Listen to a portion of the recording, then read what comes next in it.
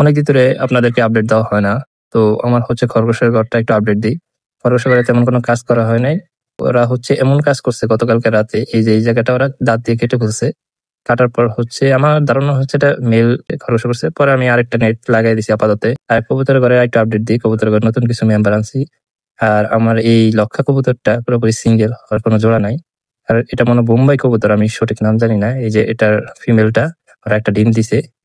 আর বাকি কবুতরগুলোর ভিতরে হচ্ছে শার্টিং যে কবুতরটা আছে, ওরা একটা হাড়িতে নিয়ে বসছে আরকি।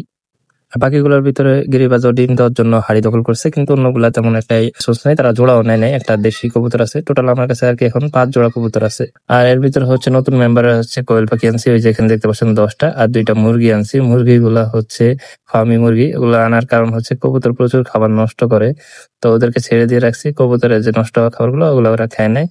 আর আমার এই লক্ষা কবুতরের জন্য একটা পার্টনার খুঁজতেছি, পাইলে একটু জানাবেন।